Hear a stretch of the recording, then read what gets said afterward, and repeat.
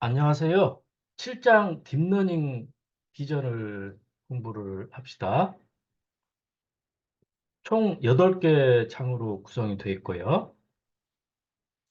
그 앞에서도 얘기를 했지만 이제 7장에 들어오면 그 새로운 이제 세상이 펼쳐져요. 5장까지는 그 사람이 어떤 규칙을 개발을 해서 그러면 코딩을 해서 컴퓨터 비전 시스템을 만드는 그런 규칙 기반 방법을 썼다고 그러면 여러분 아시다시피 지금 인공지능은 딥러닝이라는 기술로 이렇게 활활 불타고 있잖아요. 그래서 컴퓨터 비전도 예의가 아니죠. 그래서 그 딥러닝이라는 기술을 써서 엄청나게 발전했는데요. 이제 7장부터는 이제 딥러닝 비전을 공부를 합니다. 컴퓨터 비전이 오랜 난제들이 있는데 뭐 많이 있어요. 여러분이 그 앞에서도 5장까지 많이 보고 그랬는데 가령 이 왼쪽 그림 같은 경우는 이제 컬러 영상이 들어오면 그 세그멘테이션 하는 거예요. 지금 이제 사람이 3명 있기 때문에 이제 3명을 세그멘테이션 하고 이제 배경이라는 영역을 이렇게 별도로 세그멘테이션 했는데 얘는 지금 의미 분할을 하고 있죠. 그래서 그 세 개의 영역이 그 퍼슨일 가능성이 0.995, 0.998.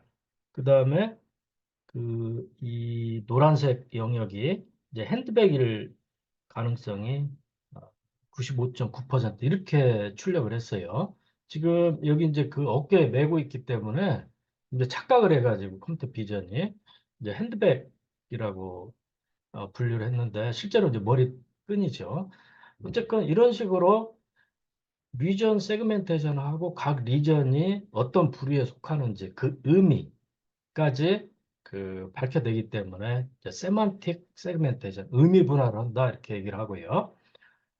5장까지 배운 알고리즘 가지고는 이제 턱도 없는 얘기고요. 이제 딥러닝이 되면서 이게 가능해졌다. 이렇게 이해를 하시면 되고요. 오른쪽 같은 경우는 영상을 주면 이제 영상 내용을 파악을 하고 그 파악된 내용을 가지고 뭐 대략 한 10단어 정도를 가지고 그 이 주석을 다는 이 영상이 어떤 영상인지 그 내용을 설명하는 그 주석을 다는 거고요. 여기 보면 Two men playing a game of polo on a grass field.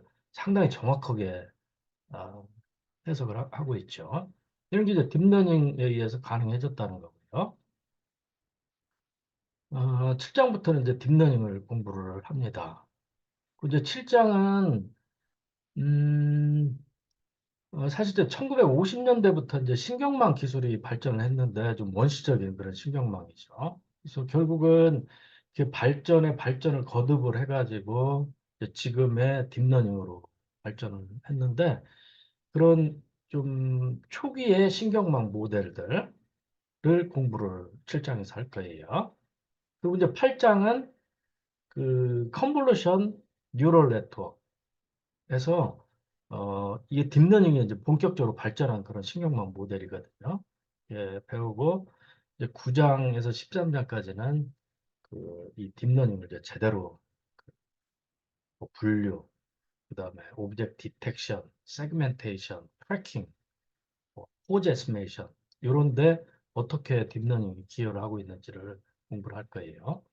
7장은 이제 예전 신경망 기술인데 이게 왜 그 중요하냐면 현대적인 컴퓨터의 어떤 베이스가 되는 거예요. 그래서 이것을 여러분 이해를 해야 이제 8장, 9장 내용을 이해를 할 수가 있어서 중요하다고 봅니다. 자, 7.1절에서는 방법론의 대전환이라는 이제 제목으로 설명을 하는데 규칙 기반은 아까 말씀드린 대로 이제 사람이 규칙을 도출해서 그걸 이제 프로그래밍을 하는 거예요. 5장에서 배웠던 시프트도 마찬가지예요. 그 사람이 어떤 리즈닝을 통해서 이런 피처를 찾아내면 리피터빌리티가 좋을 것 같다 하고 그 피라미드도 만들고 뭐 가우시언 스무딩도 하고 그래서 멀티 레졸루션 만들고 뭐 논 맥시멈 서프레션 적용을 해서 어떤 피처 포인트를 찾고 뭐 이런 식이죠. 그게 다 사람들이 영상을 보고 관찰한 다음에 뇌지능을 통해서 규칙을 도출을 해낸 거죠. 그 실제로 코딩을 해서 해보니까, 그 쓸만한 성능이다. 전보다 더 좋은 성능을 보인다. 하면 이제 그게 각광을 받고 그러는 거예요. 근데 이제 이게 이제 분명한 한계를 갖는데 지금 그 스케일 공간에서 가우시언을 써가지고 그 멀티 레졸루션을 구성을 하는데요. 5장에서. 아니 그러면 꼭 가우시언을 써야 되냐? 영상에 따라서 또는 이게 자연 영상인지 또는 어떤 그 의료 영상인지 아니면 그 농업에 쓰기 위해서 그 나무를 찍은 영상인지에 따라서 그 필터가 달라져야 되는 거 아니냐? 그것을 자동으로 판단하는 무슨 좋은 방법이 없냐? 근데 이런 질문에서 출발을 하죠. 그리고 결국 이제 딥러닝이 그런 원리를 이제 가지고 있어요. 딥러닝은 규칙 기반이 아니라 데이터 기반이에요. 그래서 그 양질의 데이터가 굉장히 중요하고요. 근데 뒤에 가면 그런 데이터를 어떻게 우리가 확보를 할 건지에 대한 설명이 나오고요. 이 데이터가 주어지면 그 데이터를 가지고 학습을 함으로써 이제 최적 필터를 알아내요. 학습으로 알아내는 거죠. 그러니까 성능이 엄청 뛰어난 거예요. 자, 그러면 지금 이제 딥러닝 시대이기 때문에 5장까지 배운 규칙 기반은 버려도 되냐? 그러지는 않습니다. 실제로 그 중에는 지금도 살아서 쓰이는 것도 있고, 그다음 어떤 딥러닝을 설계하는 어떤 그 밑거름을 제공을 해주고 그러기 때문에 이제 둘 다 이해를 하는 게 중요하다고 봐지고요.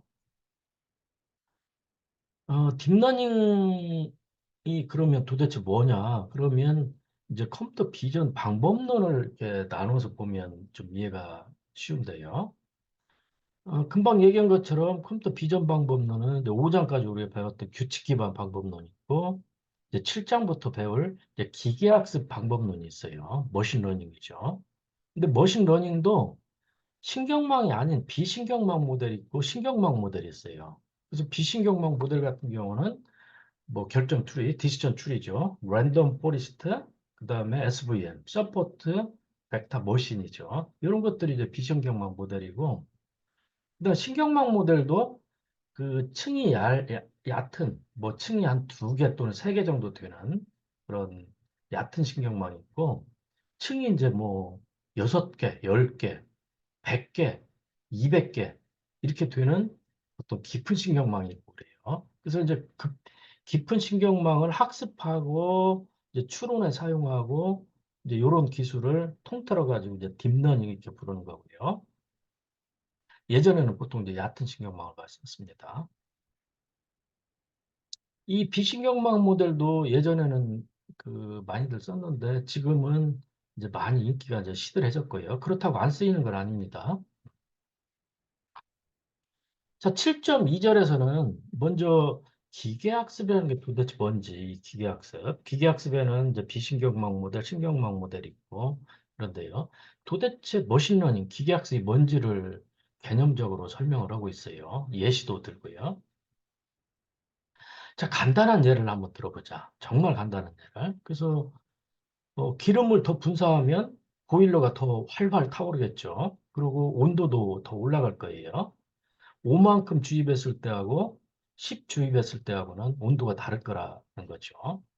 자, 그러면 기름 분사량을 X라고 놓고 X에 따라서 온도가 얼마나 되는지를 Y로 두면 X하고 Y가 어떤 함수 관계를 갖죠? 자, 우리가 이 함수를 알아내면 내가 분사량을 얼마로 하면 온도가 얼마나 올라갈지 그 추정을 할 수가 있죠. 즉 예측을 할 수 있죠. 미리. 영어로 이제 프리딕션 한다고 그러죠. 프리딕션. 자, 기계학습에서 이 함수를 그 모델이라고 보통 불러요. 모델. 그 다음에 그 우리가 어떤 그 방정식을 세워서 이렇게 그 푸는데 이 방정식을 풀 때는 데이터를 수집을 해야 돼요. 그래서 기름 분사량을 얼마를 하고 온도를 측정하고 또 기름 분사량을 좀 달리해가지고 또 온도를 측정하고 그럼 이제 데이터가 수집이 될 거 아니에요? 그러면 그걸 가지고 방정식을 풀면 우리가 그 정확하게 함수를 알아낼 수 있고 그 과정을 우리가 학습 러닝한다 이렇게 부르고요. 학습이 끝나서 모델이 확정이 됐어요. 그러면 내가 알고 싶은 어떤 특정 분사량을 집어넣으면 함수에다 집어넣으면 온도를 얼마가 되겠다 이렇게 이제 예측을 할 수가 있죠. 그래서 이제 이 계산을 우리는 이제 예측이라고 부르요. 프리딕션이라고 그러죠. 그리고 이 관계를 이제 함수로 쓰면 단순히 y는 fx 이렇게 부를 수가 있고요. 자, 예시를 한번 해보자면요. 자, 기름 분사량에 따라서 온도가 얼마가 될지를 잘 모르니까 이제 데이터를 수집을 하는 거죠. 그 두 개의 데이터를 수집을 했어요. 그리고 지금 이 책은 이 위첨자를 이제 데이터 번호예요. 1번 데이터, 2번 데이터, 3번 데이터, 4번 데이터. 보통 데이터의 개수는 n 이렇게 표현을 해요. 지금 이제 두 개를 수집을 했다고 가정을 한 거예요. 그래서 이만큼 분사를 했더니 온도가 3이 됐고, 그 다음에 4만큼 분사를 했더니 온도가 4가 됐어요. 그렇죠. 자, 이것을 우리가 이제 요 2차원 공간에다 이렇게 그 뿌려보면 x가 2일 때 3, 4일 때 4 이렇게 됐어요. 그 빨간 점이죠. 이 데이터를 이제 표시를 하면 이제 빨간 점이 되고요. 근데 데이터 수집이 끝났어요. 그러면 이제 모델을 선택을 해야 되는데 이게 선형 관계일까? 아니면 그 제곱일까? 세제곱일까? 아니면 뭐 사인이나 로그 같은 함수로 표현이 될까? 근데 이것을 우리가 결정을 해야 돼요. 우리가 이제 선형이라고 가정을 하면 이런 방정식이 이제 만들어지는 거죠. y는 u1x 플러스 u0. 우리 이제 고등학교 때는 보통 ax 플러스 b 이렇게 했는데 요 a하고 b 즉 그 개수가 되게 많아지기 때문에 그 함수가 이제 복잡해지고 많아지기 때문에 여기서는 ab 대신에 이제 u0, u1 이렇게 표기를 했어요. 자, 모델 선택이 끝나면 이 훈련 집합에 있는 트레이닝 셋에 있는 데이터를 실제 집어넣어가지고 방정식을 푸는 거죠. 그러면 U1은 0.5, U0는 2를 알아냈어요. 그래서 이게 이제 그 학습하는 과정이죠. 학습이 끝나면 우리가 방정식을 알기 때문에 원래는 2일 때 온도, 4일 때 온도를 데이터로 수집을 했는데 이제는 완전히 새로운 어떤 데이터, 5일 때 온도가 얼마냐를 예측을 할 수 있다는 거예요. 그래서 X에다 5를 집어넣으면 4.5도가 될 거다. 이걸 이제 우리가 알 수 있는 거죠. 그러면 그 분사량을 더 늘려서 10으로 하면 어떻게 될까? 그러면 또 계산을 하면 온도가 얼마가 될지를 우리 예측을 할 수가 있는 거죠. 자, 여러분 이제 여기 U0, U1 학습으로 알아내야 되는 그 값이죠. 이것을 기계학습에서는 파라메타, 그 매개 변수 이렇게 하고요. 어떤 경우는 이제 가중치 이렇게도 불러요. 그래서 이 경우는 U0, U1 두 개가 있기 때문에 이제 매개 변수가 두 개다 이렇게 얘기를 할 수가 있고요. 자, 이제 그 좀 일반화시켜서 하면 금방 우리가 예시한 것처럼 데이터 수집하는 단계, 모델을 선택하는 단계, 학습하는 단계, 이제 예측하는 단계가 있고요. 먼저 데이터 수집을 좀 더 자세히 살펴보면 데이터는 그 특징 벡터하고 참값으로 구성이 된다. 그래서 여기 보면 요게 이제 특징 벡터, 여기 참값. x가 특징 벡터, y가 참값 이렇게 돼요. 지금 요 기름 분사량 같은 경우는 그 입력이 x라는 값 하나죠. 근데 실제로 우리가 이제 그 보일러를 제대로 모델링을 하려고 그러면 기름 분사량도 있지만 그, 뭐, 파이프의 어떤 직경이라든지, 또는 그 이전 뭐 온도라든지, 뭐, 또 뭐 공기 흐름이라든지, 값이 딱 하나만 있는 게 아니라 여러 개로 구성이 된다는 거죠. 그리고 그 여러 개의 값이 결국은 온도를 결정을 하게 되고요. 그래서 이게, 어, 값이 한 개가 아니라 여러 개예요. 그래서 벡터를 구성하고 x1, x2, xt.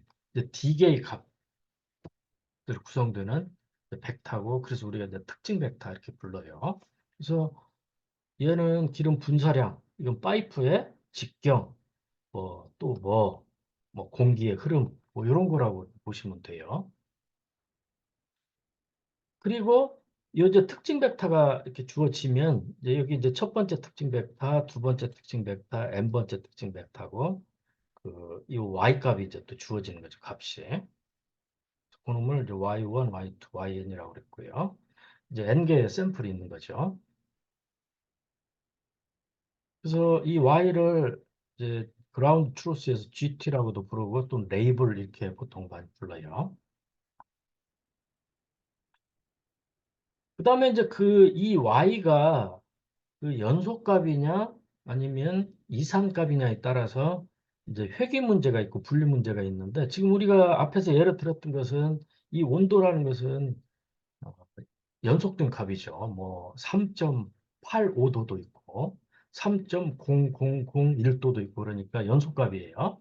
그래서 이런 경우는 우리가 이제 그 회귀 문제, 리그레션 문제 이렇게 부르고, 숫자 인식 같은 경우는 얘가 0이냐, 1이냐, 3이냐, 또는 9냐, 뭐 요거잖아요. 그래서 이제 10개의 그 이산값이 있는 거죠. 그래서 이 경우는 우리가 이제 그 분류 문제다, 클래시피케이션 문제다 이렇게 얘기를 해요. 자, 여기서는 이 레이블을 이제 온도기 때문에 값 하나로 표현이 되는데, 음, 그 아주 복잡한 것도 있죠. 예를 들면 그 이런 영상이 들어왔을 때 어떤 오브젝트를 디텍션 해가지고 오브젝트가 점유하고 있는 곳을 직사각형으로 표시해라 그러면 x1, y1, x2, y2 해가지고 네 개의 값으로 직사각형을 표현을 해야 돼요. 오브젝트를 표현을 해야 돼요. 위치를. 근데 이 오브젝트가 어떤 영상에는 지금 여기 이제 세 개가 들었네요. 또 어떤 영상에는 뭐 10개가 들어있고, 어디는 한 개가 들어있고, 그러기 때문에 그 이 영상이 요 X 특징 벡터로 들어오면 요 레이블이 여러 개의 값으로 표현이 되는 경우가 있다는 거예요. 자, 분할은 더 복잡해요. 분할은 이런 그 영상의 특징 벡터로 들어오면 요 오른쪽 게 이제 출력이 돼야 되는데, 이게 이제 그 픽셀별로 얘가 그 배경이냐, 퍼슨이냐, 오토바이냐 이렇게 표시가 되기 때문에 픽셀별로 무슨 값을 갖는 아주 복잡한 그런 표현이 되겠죠. 이 y가. 좀 단순한 게 이제 분류 문제인데, 이제 3차 아니 영상이 들어오면, 컬러 영상이 들어오면 얘가 보트냐, 체어냐, 퍼슨이냐, 캣이냐, 도그냐, 뭐 바이시클이냐 이렇게 해야 돼요. 그래서 이제 부류가 80개라고 그러면 이제 0부터 79번까지 이렇게 어떤 영상이 있으면 레이블을 지정을 해야 되죠. 자, 데이터를 수집을 하려고 그러면 이런 영상을 수집을 해야 되고, 그 다음에 뭐 검출 문제를 풀려고 그러면 이렇게 이제 박스를 이제 표시를 하고 그래야 되는데, 이걸 이제 사람이 해야 되는 수밖에 없죠. 정말 힘든 일이에요. 시간이 많이 들죠. 특히 이제 의료 영상 같은 경우는 뭐 간을 세그멘테이션 하라고 그러면 우리 보통 사람들은 못해요. 아, 이게 간인 것 같다 하지만 이 바운더리를 정확하게 그 경계선을 정확하게 표시를 한다는 것은 전문성 없이는 안 되죠. 이제 경험이 많은 의사들이 해야 되죠. 이게 비용이 엄청 들어가는 거예요. 다행히 퍼블릭 데이터가 되게 많아요. 누군가가 비용을 들여서 고품질로 레이블링 해놓은 것을 이제 공개를 해가지고 그 연구하는 사람들이 널리 널리 두루두루 쓰게 많이 하죠. 그래서 그런 착한 사람들이 좀 많이 있고요.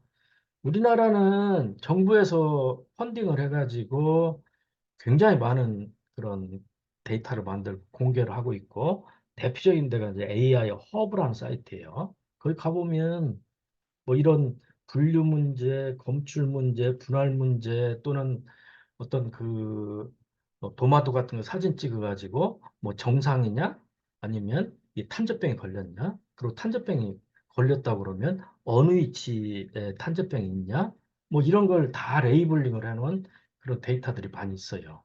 그 영상뿐만 아니라 어, 그 문장 같은 것도 하는 것도 있고요. 자연어 처리 쪽에.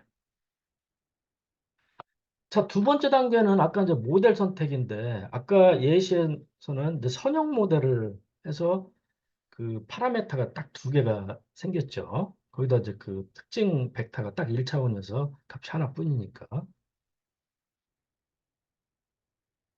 근데, 내가 그 1차가 아니라 이게 기름 분사량하고 온도가 내가 그 어떤 연력학 책을 보니까, 어, 그 제곱 관계가 있더라. 제곱. 2차 함수 관계가 있더라. 뭐 실제로 그러진 않아요. 제가 그냥 가정을 해서 하는 얘기예요. 그러면 이런 방정식을 쓰면 안 되죠. 그럼 아무리 데이터를 잘 확보를 하고 학습을 잘하더라도 이 모델이 후진계 선택이 되면 그 예측을 잘 할 수가 없죠. 그래서 그 연력학을 보니까 그 2차 방정식을 만족을 하더라 그러면 어, 선형 방정식이 아니라 1차 방정 아니라 2차 방정식을 써야 돼요. 2차 함수를 써야 되죠. 자, 그러면 이제 u2x 제곱 플러스 u1 x 플러스 u0라는 게 되고 매개 변수 하나 늘어나죠. 늘어나죠. 그래서 이제 그 매개 변수 집합을 우리가 W로 표기를 하면 u0, u1, u2에서 세 개가 되고요. 되죠. 딥러닝은 실제로 가중치가 수만 개에서 수십만 개, 지금 우리가 여러분이 쓰고 있는 그 GPT 같은 경우는 막 수조 개, 수십 조 개 이렇게 돼요. 어마어마하게 모델이 큰 거죠. 그럼 왜 이렇게 모델이 크냐? 이제 나중에 가면 이제 공부를 할 거예요. 그 다음 이제 학습에서는 아까는 이게 이제 선형 방정식이고 그 다음에 훈련 집합도 데이터 두 개뿐이니까 그냥 방정식에다 집어넣어서 그냥 이렇게 푸는 거예요. 우리 고등학교, 중학교 때 실력 가지고 풀었는데 그 현실은 그렇지가 않죠. 현실에서는 데이터가 두 개만 있는 게 아니라 그 다섯 개, 또는 막 열 개, 백 개, 천 개, 만 개 이렇게 되고요. 그 다음에 얘들이 조금씩 오차가 있다는 거예요. 정확하게 직선에 있지가 않고, 예. 또 이게 이제 그 2차 함수라고 그러면 이런 어떤 그 2차 곡선에 있는 게 아니라 조금씩 벗어난다는 거죠. 측정할 때 오류도 있고 또 뭐 여러 가지 어떤 문제들이 있어서 오류 같은 게 생기는 거죠. 그래서 아까 같은 그런 방식으로는 안 되고 결국은 이 러닝이라는 것은 훈련 집합에 있는 n개의 샘플을 오류가 최소가 되도록 하는 그런 매개 변수, 즉 가중치 값을 알아내는 거예요. 즉 최적의 매개 변수 값을 알아내는 그런 작업이죠. 오차는 있을 수밖에 없어요. 그걸 최소화하는 거죠. 자, 아까 같은 경우는 우리가 그 단순하기 때문에 어널리티컬한 분석적 방법을 썼는데 기계학습에서는 이게 문제 자체가 데이터도 그렇고 복잡하기 때문에 그 어널리틱한 방법을 쓸 수가 없고 결국 이제 수치적 방법, 뉴머리컬한 방법을 써요. 그래서 어떻게 하냐면 처음에는 모르기 때문에 난수를 이렇게 설정을 하고 오류를 줄여나가는 그 과정을 계속 반복을 하는 거죠. 기계학습은 현대 기계학습은 다 그런 방법을 쓰고 있어요.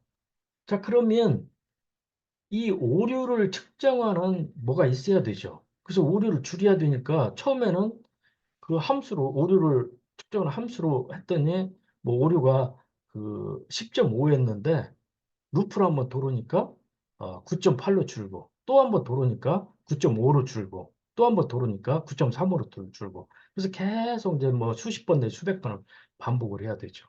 그러면 그 오류를 측정해 준 함수가 필요한데 그것을 우리가 그 손실함수, 로스 펑션 이렇게 불러요. 지금 이제 여기 같은 경우는 이제 그 데이터가 이제 5개가 있는데 만약에 매개 변수가 그 이 빨간색 직선을 표현한다 그러면 이제 오차가 이제 요거죠. 그래서 이제 요걸 다 합산을 하고 5로 나눈 즉 평균을 한 게 오차고 그 매개 변수가 이 파란 직선을 나타낸다 그러면 이제 요게 그 오차가 되겠죠, 이게. 그래서 그놈 5개를 합산을 해서 5로 나눈 거가 이제 손실함수 값이 되겠죠. 그래서 보통 손실함수는 그 지금은 이제 굉장히 그 발전된 형태도 있고 그런데 초창기에는 대부분 이제 평균 제곱오차를 썼어요. 이 수식인데 이 학습된 지금 현재 모델이 그 출력한 값하고 이 레이블 값, 정답 값하고 빼면 되죠. 지금 현재 모델이 요걸 출력을 했는데 정답은 요거다. 둘이 빼면 그 오차죠. 근데 이게 이제 마이너스도 될 수, 플러스도 될 수 있으니까 제곱을 해가지고 다 플러스로 만들고 그걸 다 더하고 n개의 샘플 이때 다 더하고 n으로 나눠서 평균을 낸 거. 그게 mean squared error, MSE라는 아주 유명한 그 오차를 계산하는 수식이고요. 요것을 손실함수로 많이 쓰죠. 물론 지금은 이거보다 더 발전된 게 있어서 그 MSE 말고 뭐 예를 들면 뭐 크로스 엔트로피라든지 이런 것들을 많이 써요. 음. 자, 그러면 초창기에는 요 F가 즉 매개 변수가 후져가지고 이 오차가 커서 손실함수 값이 큰데 그 루프를 계속 돌면서 손실함수가 그 줄어들게 요 매개 변수 값을 U2, U1, U0를 이제 계속 이제 업데이트를 해 가는데 그 오류를 어떻게 줄여가느냐. 즉 매개 변수를 어떻게 업데이트를 해서 그 로스 펑션 값을 줄여나가냐. 이게 이제 기계학습에서는 이제 핵심이죠. 그걸 해주는 알고리즘을 우리가 옵티마이저 이렇게 불러요. 옵티마이저. 이 옵티마이저 중에 가장 그 초창기에 쓰던 게 이제 SGD라는 게 있어요. 지금 여러분이 뭐 그냥 SGD라는 거 기억만 하면 될 것 같아요. 뭐 스토캐스틱 그라디언트 디스턴트인데 물론 지금은 이제 SD보다 훨씬 SGD보다 발전된 것들을 쓰는데 이제 여러분이 SGD를 이제 이해를 하면 어, 더 발전된 것까지 이해를 할 수가 있죠. 자, 옵티마이저라는 그런 게 있다. 그 다음에 이제 그 네 번째 단계는 학습을 우리가 그 성공적으로 마쳤어요. 그래서 이제 손실함수 값을 최적으로 하는 이 매개 변수를 다 알아냈어요. 지금 얘 같은 경우는 이제 직선을 우리가 직선 모델을 쓴다 그러면 대략 아마 한 이 정도 지나가는 그런 매개 변수가 되지 않을까 싶어요. 그걸 알아냈어요. 그러면 이제 학습을 마치는 거죠. 그러면 그 다음에는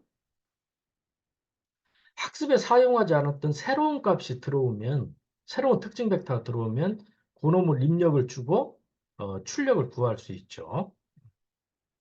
학습된 모델을 통해서.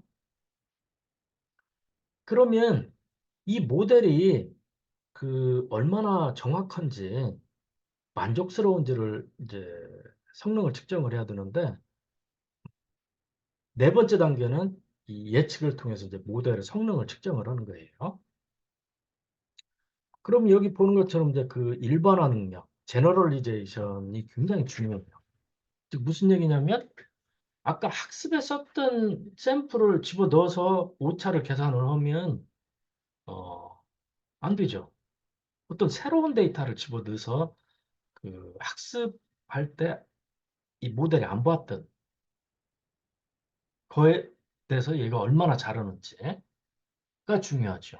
그래서 그 학습에 사용하지 않았던 새로운 특징 벡터에 대해서 성능이 높으면 그 일반화 능력이 좋다 이렇게 얘기를 하는 거고 학습 데이터에 대해서는 한 95% 정도 하는데 그 새로운 데이터를 집어넣었더니 뭐한 70%밖에 안 더라. 그 격차가 25%나 나더라 그러면 그 일반화 능력이 너무 떨어진다. 뭐 이렇게 되는 거예요. 그러면 데이터를 다시 확보를 하든지 그 모델 선택해서 뭐 선형을 쓰던 것을 제곱을 쓰든지 아니면 뭐 삼성을 쓰든지 뭐 이렇게 돼야 되는 거예요. 그래서 그 이 일반화 능력을 테스트를 하려고 그러면 가장 좋은 방법은 실제 필드에다가 학습을 마친 놈을 집어넣고 거기에서 이제 성능을 측정하는 건데 특히 의료 같은 데서 너무 위험하잖아요. 검증도 안 됐는데.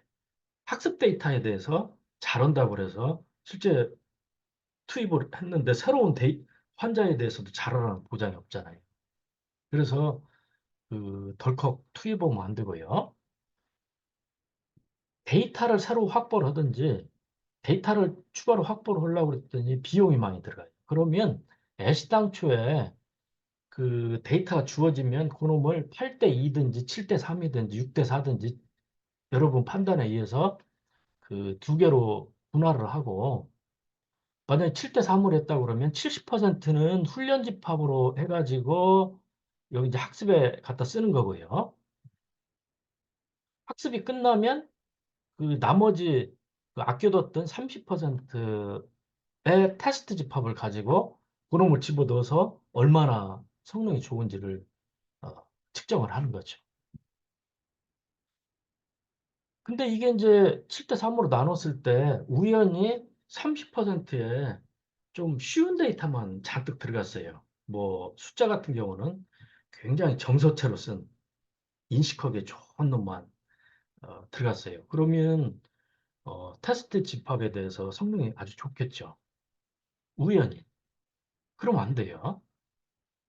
그래서 랜덤하게 쪼개는 게 중요하고요.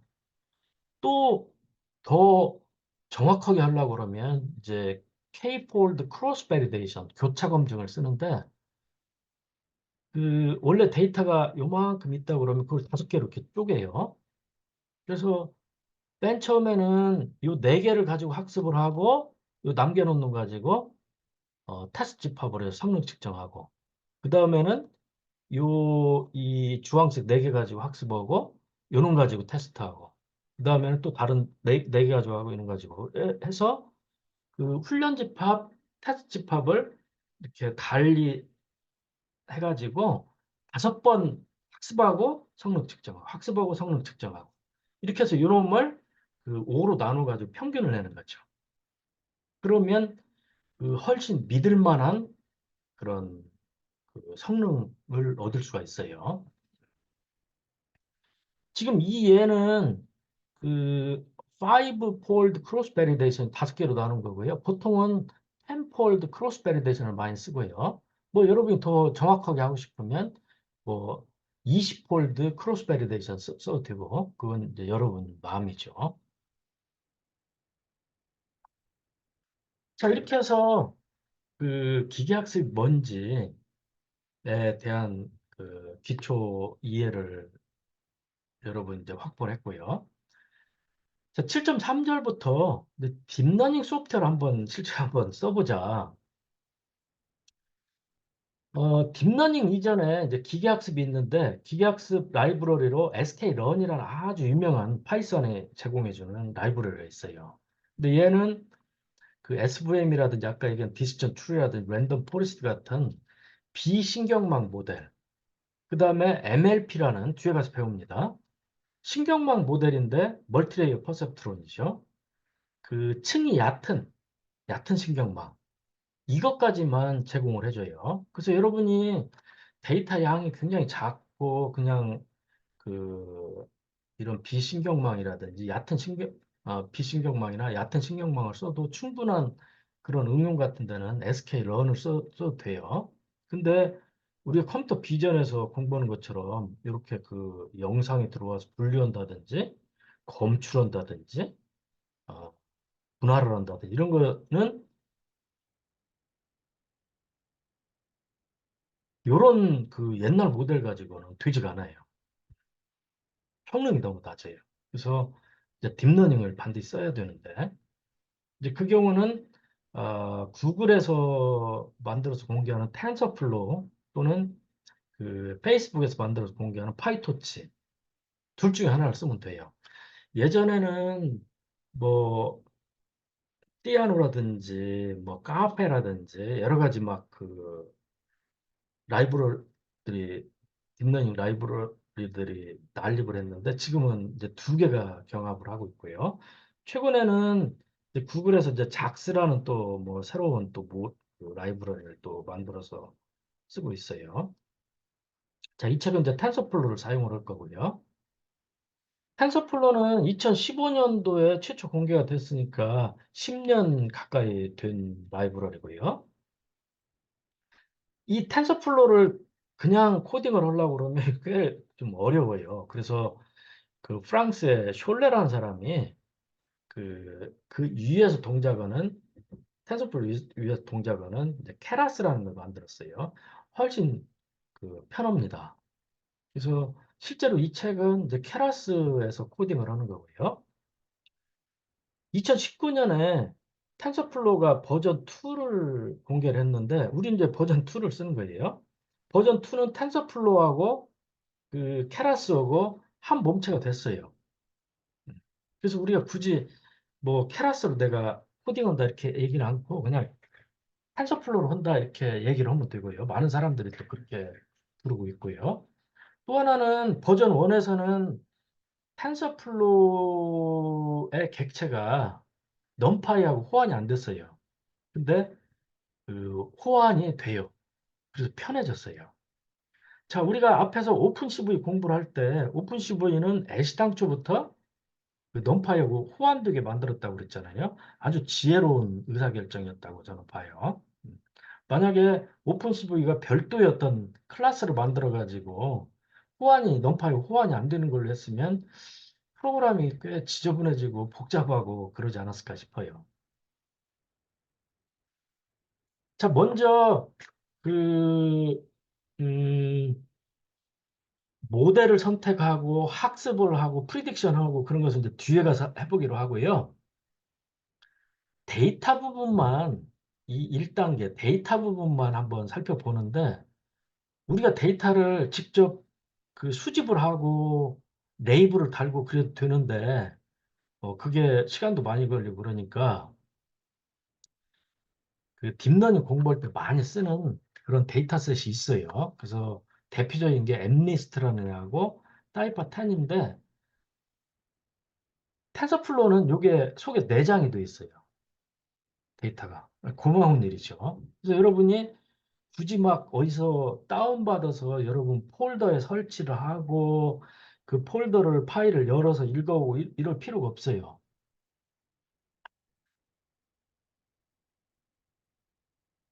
자, 여기서 이제 import TensorFlow 이제 TF를 하고요. 이제 TensorFlow를 이제 TF라는 이름으로 쓰겠다는 거죠. 만약에 여러분이 이제 텐서플로우를 아직 인스톨을 안 했다고 그러면 인스톨을 해야 되고, 어, 우리 이 책에서 2장에서 그 아나콘다 설치할 때 오픈 CV와 같이 텐서플로우도 설치를 하자 그랬어요. 그래서 그때 설치를 해놓은 학생은 그냥 쓰면 돼요. 그 다음 이제 텐서플로우 밑에 이제 케라스라는 클래스가 있고 그 밑에 이제 데이터셋이라는 게 있는데 여기에 이제 이 데이터셋이라는 클래스가 그 엠니스트, 사이파10 이런 애들을 제공을 해줘요. 그래서 그놈을 이제 DS라고 우리가 임포트를 하고 그다음 매플로 립은 이제 그림을 그릴 때 쓰는데 이제 PLT라고 임포트를 합시다. 그래서 이런 그림을 그리려고 지금 PLT를 임포트를 했고요. 자, 그러면 이 DS라는 아, 걸 통해 가지고 엠니스트를 읽어올 수 있는데 쉬워요. 정말 쉬워요.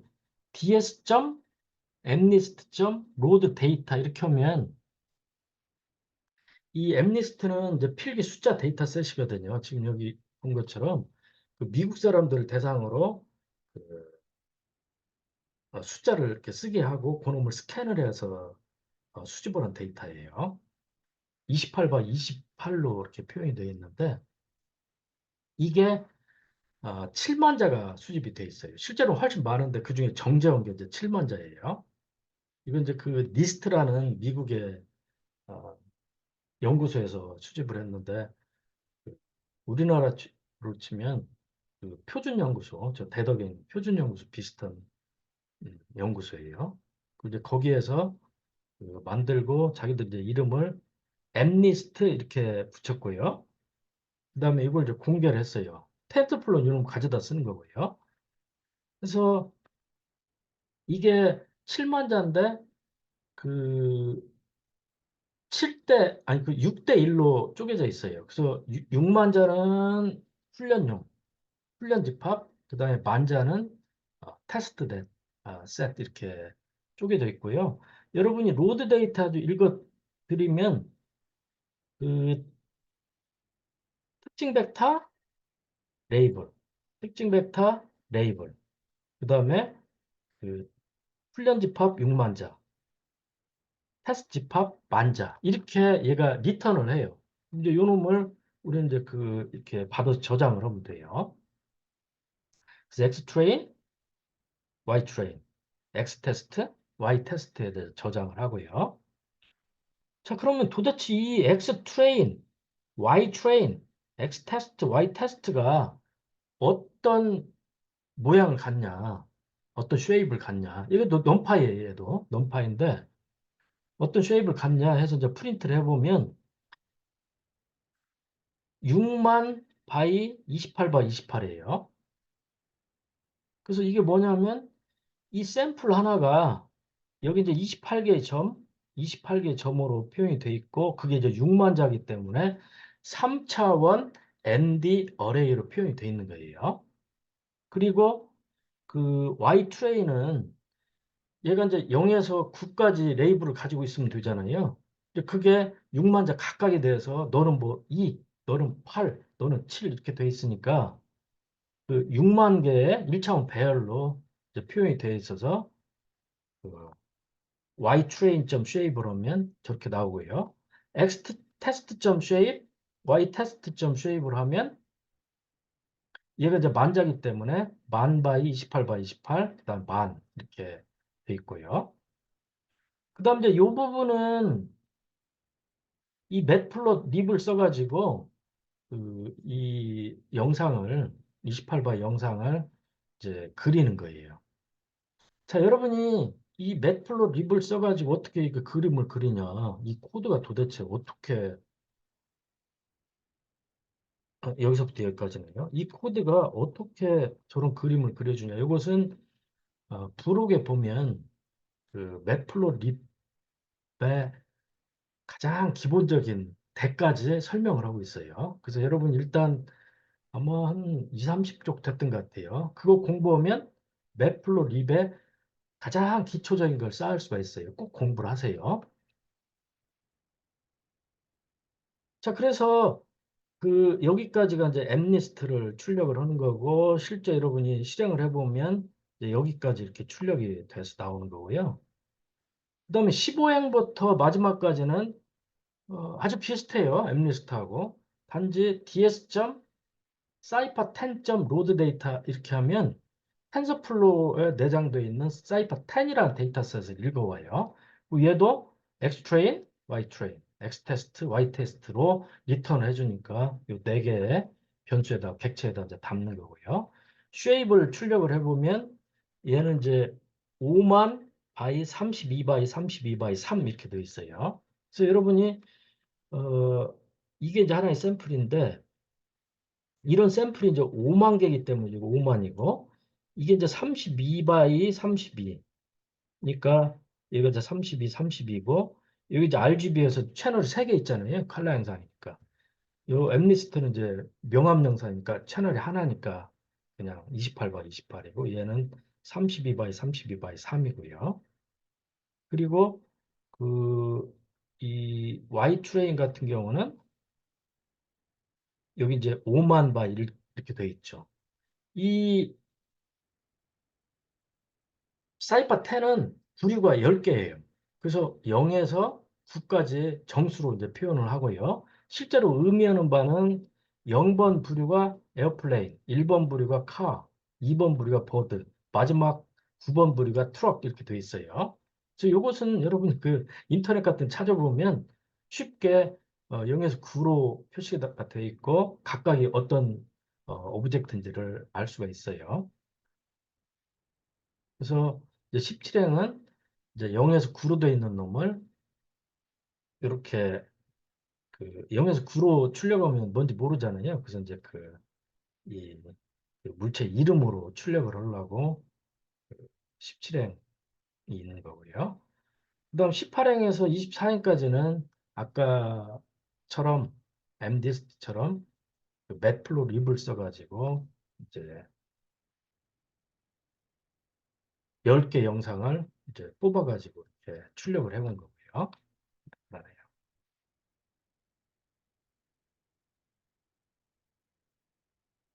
자, 여러분이 이 프로그램을 잘 살펴봐야 되는데, 결국은 내가 어떤 그 학습을 하기 위해서 데이터를 읽어오고, 지금 여기에는 없지만, 모델을 여러분이 만들어야 되고, 모델 선택을 하는 거죠.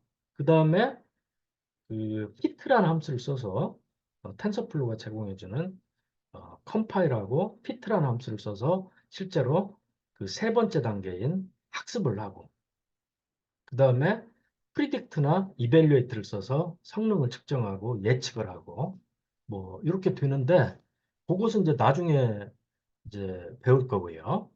그 7장 뒷부분에서 배울 거예요. 지금 여기는 그 데이터를 읽어와 가지고 데이터가 도대체 어떻게 생겼는지 쉐입으로 출력을 해보고 숫자로 출력을 해보고 실제로 영상도 출력을 해보고 그랬는데 여러분이 이걸 잘 이해를 해야 돼요. 결국은 그 모델 선택을 해서 여러분이 이제 신경망 모델을 이렇게 만들면 맨 처음에 입력으로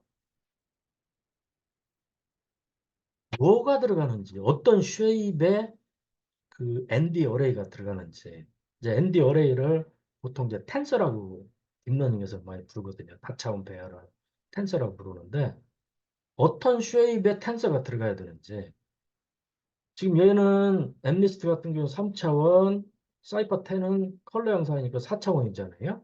그래서 이걸 잘 맞춰줘야 돼요.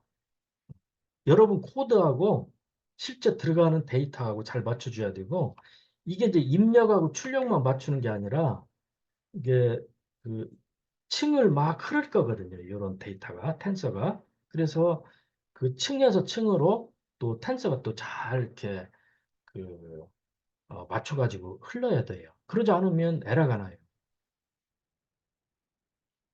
그래서 이 데이터가 어떻게 생겼는지 여러분 머릿속에서 잘 그림을 그려야 되는데 요게 이제 아, 여러분 이해를 돕는 그림이죠. 자, 엠리스트의 엑스트레인 얘죠. 예, 예. 예, 맨 앞에 있는 엑스트레인 좀 쉐입을 했더니 6만 바이 28 바이 28 3차원 텐서예요. 얘는 어떻게 생겼냐면 0에서 27까지, 0에서 27까지, 그러니까 28바 28이죠. 요거 하나가 이제 요런 샘플 하나죠. 그게 0, 1 해가지고 5만 9,999개. 그래서 6만 개가 이렇게 쭉 쌓여 있는 그런 3차원 구조의 ND 어레이다. 이렇게 이해를 하셔야 되고요. 사이파 10은 한 개의 샘플이 그 RGB. 그래서 0, 1, 2. 1번 채널, 2번, 0번 채널, 1번 채널, 2번 채널 해가지고 요 하나가 샘플 하나고 그게 5만 개가 쭉 쌓여 있는 그런 4차원 구조의 텐서다. 이렇게 여러분 이해를 해야 돼요. 자, 50분 가까이 흘렀네요. 그 이번 시간은 여기까지 할게요. 그리고 이제 다음 시간에는 이제 본격적으로 이제 인공신경망에 들어가는데 7장은 1교시, 2교시가 아니라 1교시, 2교시, 3교시 한 3개 정도로 녹화를 해야 될 것 같아요. 자, 그러면 다음 시간에는 이제 7.4절 2교시에서 뵙기로 하죠. 여러분 수고 많았습니다.